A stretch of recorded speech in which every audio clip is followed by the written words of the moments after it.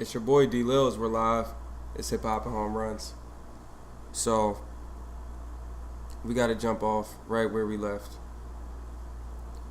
Football season. It's about that time.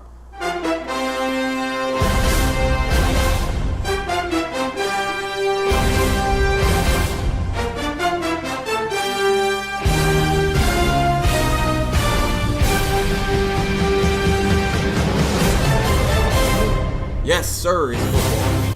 Tomorrow starts off the brand new football season, and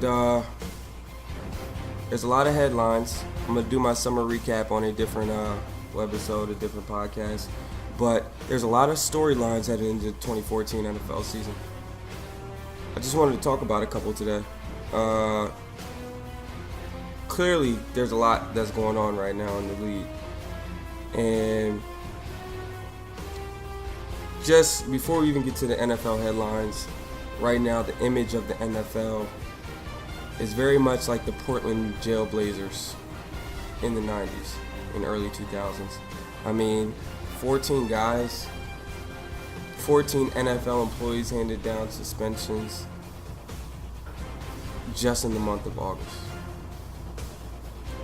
So, I mean, what it's telling you that, here's just the difference for those people who aren't knowledgeable on major sport league and affiliates. Let me break it down like this. You have basketball where each team might have a maximum of 15 players. You may, like I said, you may have one on each team who, does not conduct themselves in the way that their owner would like them to, or who may have had past legal issues or of those type of things. May find one, and why I say you may, because if I think about teams off the top of my head, no one just pops out to me. If I think of the Heat, if I dig a little bit, I can certainly think of people, but no one off the top of my head just is like, oh yeah, he just was arrested in Miami. No, I mean, Michael Beasley had his issues. Udonis Haslem has had his issues over the years, but nothing. All those guys to me are still pretty high standard citizens in my eyes compared to the NFL. It should be called the National Felon League. Go ahead and trademark it. National Felon League. I mean, you got guys beating the brains out of women. You got guys killing each other. DUI manslaughters. Pill poppers, potheads, whatever you want to call it. The NFL's got them. So I think that this is going to be an epidemic that Roger Goodell is not going to be easily removed from.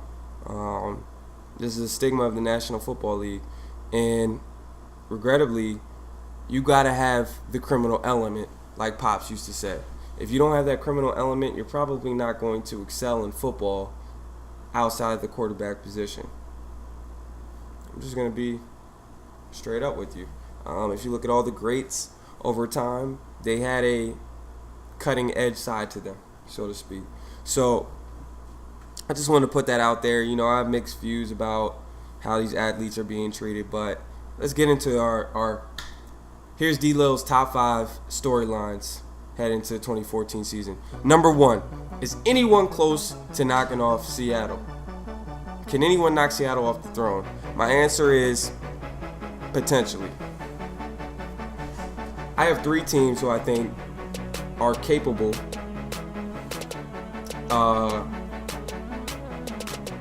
from the coach down to special teams that I think are capable of competing with Seattle over the course of a game, 4 quarters, in a playoff environment. My number 1 team is the Packers. Now, a lot of people are going to disagree. Oh, Seattle's, you don't remember the Golden Tate. Let me tell you something. That bad man, Aaron Rodgers, is going to put something on Seattle tomorrow. You heard it first on hiphopandhomeruns.com. You'll get to my picks in my later podcast. But let me tell you why the Packers can be successful against Seattle. 1, those big corners that Seattle have, they struggle against these quick smaller receivers. Now, Jordy Nelson, I think he's 6'1", 6'2". He's not necessarily a Calvin Johnson type. That's who Sherman wants to go up against. He wants to go up against big guys who are not necessarily explosive. They may be fast, but he knows once he gets his hands on them, no matter how big and fast you are, he's 6'3", 6'4", he's going to be able to stay with you. Same thing with, Earl Thomas. He wants big targets so that he can strike you. He wants to be able to see a target come across the field. That's what he wants to do. So, with that in consideration, Randall Cobb will be a problem for Sherman. He will be a problem. Jordy Nelson runs great routes, great hands. He does not drop anything in his radius. In his catch radius, like, NFL analysts like to use the catch radius, he drops nothing. Okay. And not to mention, you have Eddie Lacy and James Starks, who I think both are in Marshawn Lynch's league. Now, I'm not being blasphemous or disrespectful to Marshawn Lynch. Marshawn Lynch is a good running back. Go look what he did back in Buffalo. Before you want to talk to me about, he's beast mode, listen, he's a good running back. Don't want to take anything away from the guy. But go look what he did in Buffalo, and look at his career. Okay, Eddie Lacy has the potential.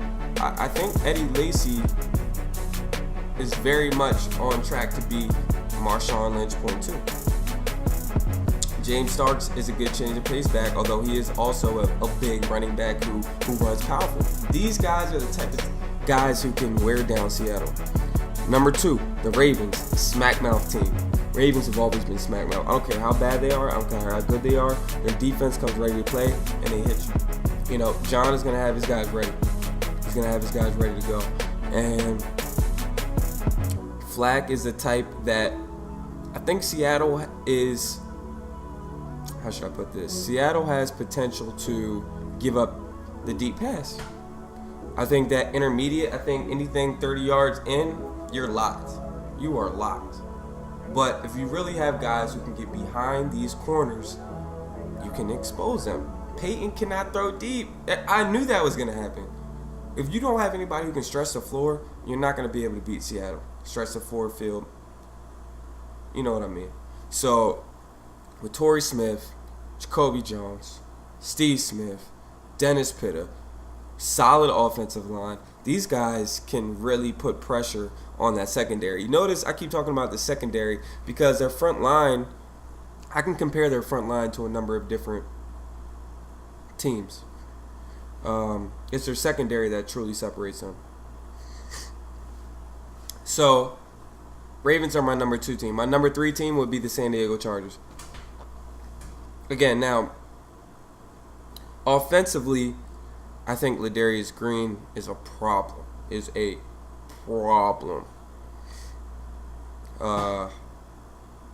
Keenan Allen. Go read what I had to say about the NFC West. First rookie since A.J. Green to have 1,000 yards. Phillip Rivers isn't a bad quarterback either. But I picked San Diego more because defensively, they have a solid core across. Solid DBs. They got Verrett in the draft. They got the kid from Auburn, Davis.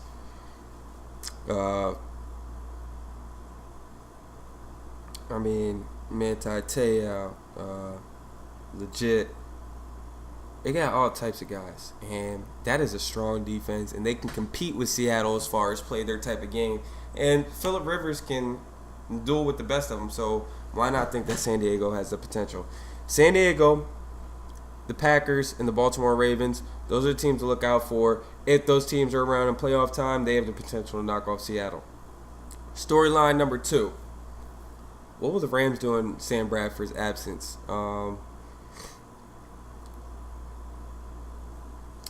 Absolutely nothing.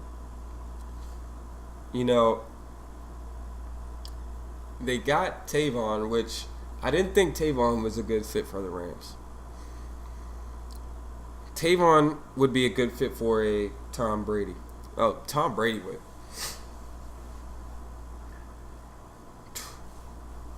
Tom Brady would do wonders with Tavon, because Tavon's faster than both Wes Welker and Amendola, and he's more dangerous with the ball in his hands than Wes Welker and Amendola. Very much, Tavon Austin is a black Julian Edelman, straight up and down. Tough kid from Baltimore who's quick out the slot, can return kicks, does a little bit of everything. He just can't. I don't think he's going to be able to stretch the field just because of his size. You have Jared Cook at tight end. You have a great defense, spectacular defense. So what the Rams do, I'm not a big Jeff Fisher fan just because of how that whole Vince Young thing went down. I don't think offensive rookie of the year should be out of the league. I just don't. But that's just me. I think Jeff Fisher deserves everything that comes to him. The Rams really should be looking to shop QBs. If they're unable to, like I said, there's a number of guys they could have easily gone after. According to my list, Tebow would have been a great guy to call. But again, humble art thou. Are you willing, as a coach, are you willing to humble yourself and say, you know what? I know the circus will come with this guy, but I know this guy can help us. He's going to be great in the locker room. He's not going to be a cancer to our team. A lot of coaches cannot deal with that. A lot of owners can't. But Tebow's unrealistic. The Jets want to hold on to Vic, although I don't know why, based on how they've been treating him so far in preseason. Whole nother story. Ryan Mallett just got picked up by the Texans and Bill O'Brien's team. Kirk Cousins is still out there. Now, the Redskins want to hold on, and I heard a very unique theory on ESPN the other day. I forgot the guy's name. He was a former GM, and he was saying that, backup quarterbacks, this isn't like fantasy football. Teams need backups. Your first and second string quarterback are vital to the success of the team. Getting rid of Kirk Cousins may not be realistic at the end of the day. So, and we already know Mark Sanchez, he's having a good old time in Philly playing the bench.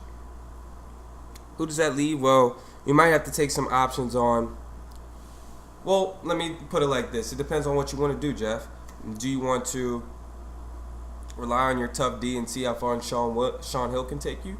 Or do you want to take a gamble on one of these young quarterbacks out here and essentially hit or miss? You out in Pittsburgh, who hasn't really done much, but he might just need a change of scenery. You have the guy, EJ's old backup in Buffalo that just recently was cut and went to Duke. You have, and I can go on and on. You have Matt Moore, who is a good, solid backup in Miami. He looks like he's very content being behind Ryan Tannehill. Bring him in.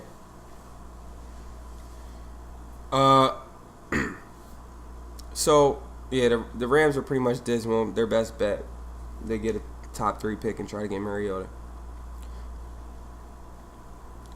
Johnny Football. Big fan of Johnny. I like his charisma. I like his intensity. I like his on-field persona. But he's not going to be effective in Cleveland. I'm telling you guys right now, he will be ruled a bust in Cleveland.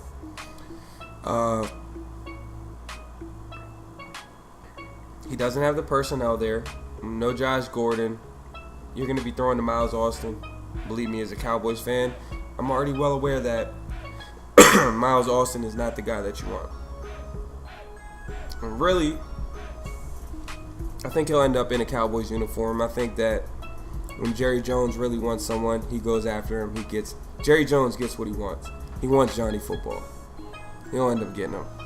And he'll do wonders in Dallas. He'll bring Dallas back to prominence. My only cachet with Johnny is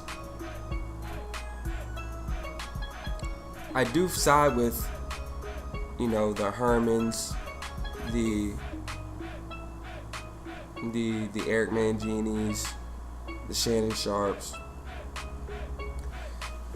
There's not too many Super Bowl winning quarterbacks who did it their way. It's almost like a prototype for a Super Bowl winning quarterback. Now, you may have a different throwing motion, you might have a different type of quarterback game, but your persona is all the same. Football is your number one priority. You usually are a balanced person, and you usually are mature. Just look at the Super Bowl winners. That's what you're going to see at quarterback. That's not Johnny. 5 years, 27-year-old Johnny, look out for that guy.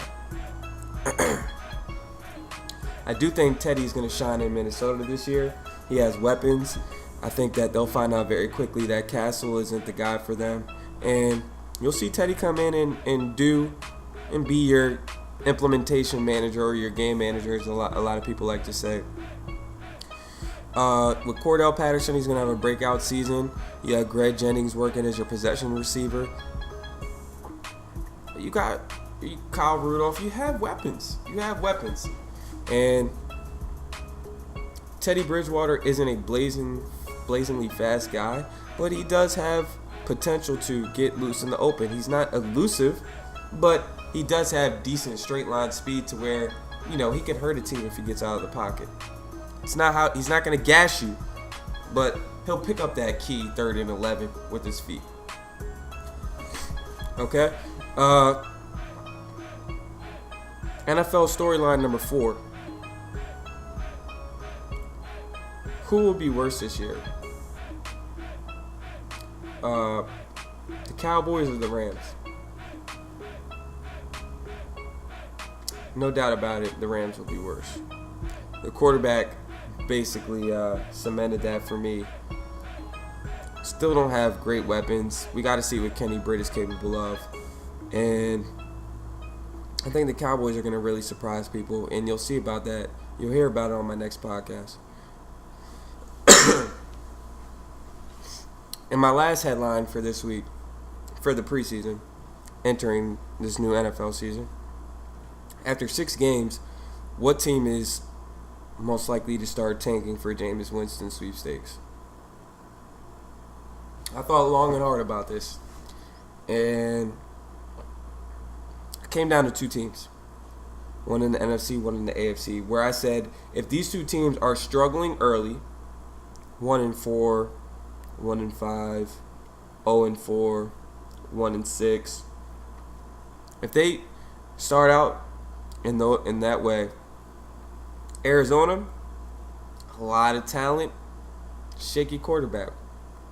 They tank and get Jameis, instantly can compete in the NFC West. If they had Jameis this year, they would be my pick over Seattle. They nearly mirror Seattle's defense, especially in the backfield. Peterson, Sherm, Thomas, Matthew, Cromartie, Thurman. I mean, you got God. Arizona, if they are not good by week 6, look for them to tank for James. And this will be Carson's last season. But I expect Arizona to be decent. To be honest with you, I expect them to be decent. The Houston Texans, interesting team. Yes, they traded for Ryan Mallett.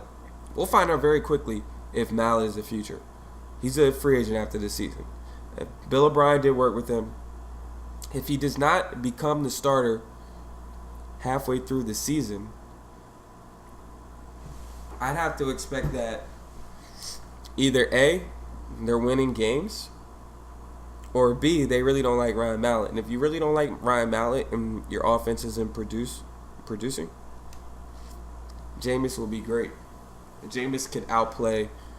Jameis can out-heart Andrew Luck. I think he would be a better leader than Andrew Luck will be. Not sure if he'll be as great of a quarterback. I think Andrew's going to be great, but I think he'll be a better leader. And I think that if you put Jameis on a team like the Texans, you'll definitely see production and potentially some deep playoff runs. So, this brings me to my preseason playoff picks.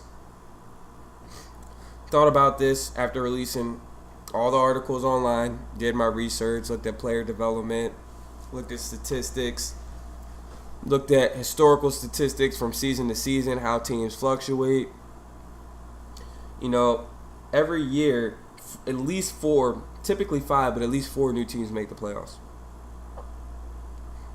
So with that being said, here's my AFC picks.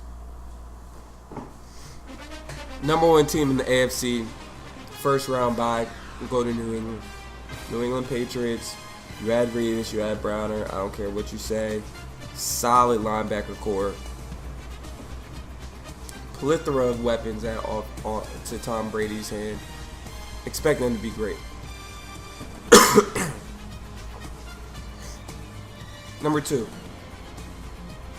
Also receiving a first round bye, the Denver Broncos. Coming in right after Tom Brady. Peyton will have another successful season. I think they'll be right neck and neck with New England, and New England will just edge them out at the end due to maybe a slightly more favorable schedule. My number 3 team, the Baltimore Ravens, are back. I think that the addition of Steve Smith will make all the difference. They didn't have that. They were missing Anquan Bolden last year, believe me. They were missing Anquan Bolden in Baltimore. You know, being in the DMV area, being in the Maryland area, I have a pulse for the team, and adding Steve Smith will put the Ravens back to where they want to be. The number 4 team would be the Colts. No reason to believe that Andrew Luck isn't going to produce. And at this point, I think he's going to always win this division until this division gets some new quarterbacks. We'll see what Blake Bortles has to say about that. But for right now, Andrew Luck is the winner. Now, my wild card teams, San Diego and Pittsburgh. Off the top, you're saying, whoa. You said nothing about Cincinnati. Sorry, Marvin Lewis, this will be your last season in Cincinnati. You guys will not make the playoffs. Andy Dalton will be exposed this year. Yes, he has good stats. You guys keep comparing him to Peyton. He's not Peyton Manning at all. You need to stop. Anyway, I think they'll just miss the playoffs, though. They'll be one of those teams that if the Ravens lose and Pittsburgh loses and the Broncos win, you know, then the Bengals will get in. But they're not. And I think Houston will also be right there. I think Houston actually has potential to be decent this season. With that type of defense, anytime you have a great D, you have potential to be great. So I do think Pittsburgh, Mike Tomlin doesn't stay out of the playoffs too long. It's been a couple years. Excuse me. So expect Mike Tomlin to be back. Okay. So Patriots, Broncos, Ravens, Colts. Wild card goes the Chargers and the Steelers. Out of all those teams,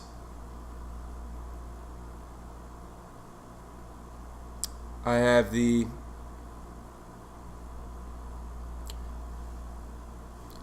Ravens losing to the Patriots in the AFC Championship game, excuse me. So New England's going to the Super Bowl. That's my prediction. Tom Brady has never had a defense like this.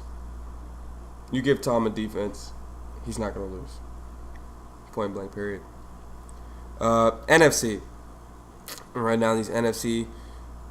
So I have Seattle, clear-cut favorite. Legion of Boom is back. Russell's a year older. Looks great. No reason for me to believe the Seahawks are going to dip down at all. Plus, they got their home field advantage.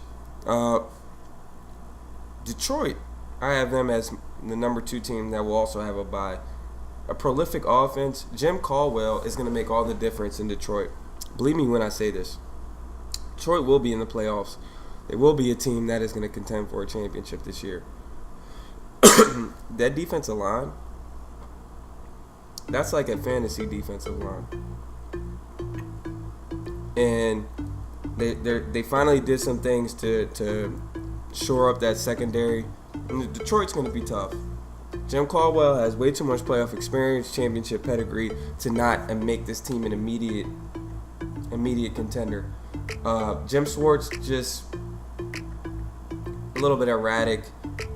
Good coach, more of a coordinator. Perfect situation. My guy Tim from Baltimore, Taxman Tim, he brought up a good point to me the other day, and basically mentioned that there's a lot of guys out here that are just better fit as coordinators, not head coaches. And one guy in particular that he mentioned was the Texans' ex-head coach, who's now the Baltimore Ravens offensive coordinator, Gary Kubiak. I think he'll make all the difference. But getting back to what I said, I had the Lions at the second seed. The third seed, I have the New Orleans Saints. Obviously, their running game is only going to get better with Mark Ingram. The defense, another year under Rob Ryan, they're going to be tough. They got rid of Sharper back there, who was slow as dirt, always not making plays. They're good. They're a good team. And then my last divisional winner, the Redskins. I do believe they will win the NFC East. Not the Eagles, surprisingly, like every other team. I think Nick Foles will be exposed this year, and the Eagles will not make the playoffs. My wild card teams, Green Bay will be on the Lions' tail. They'll be on the curtails. They'll have a good record, and they'll easily make the wild card. Also think the Falcons will be back in the playoffs this year. Julio and Roddy, they have something to prove. They're both coming back healthy. Of course, all these picks are given with a grain of salt, providing that everybody's main key components stay healthy throughout the whole season. Seahawks, Lions, Saints, Redskins, Packers, and Falcons making the wild card. Out of NFC, thought about this. It's been a long time since Aaron Rodgers has been in the Super Bowl. But let's pump your brakes on that. I do think that the Seahawks will meet the Saints once again. A rematch of last year's NFC Championship game. And I think the Saints are going to edge them out this year. That's my personal opinion. I think that Breeze wants to show that he can dominate on the road as well as in the Superdome. And I have faith in Drew Brees this year that they will see the Patriots in Arizona in the Super Bowl, with Tom Brady winning his fourth Super Bowl, fourth or fifth? I think it's fourth. Tom Brady winning his fourth Super Bowl, and Drew Brees coming up short. Those are my picks. Your MVP, probably most likely going to be Peyton Manning again, with Aaron Rodgers and Tom Brady getting second place votes. So, don't like what I said, disagree with me, that's why I do this. Tweet me at Hip Hop and Home Runs. Feel free to comment on the YouTube page, on our Hip Hop and Home Runs page, or come right to the site and comment right on the article. And I'll be giving you guys my spreads. Stay tuned to Behind the Bets with DLils.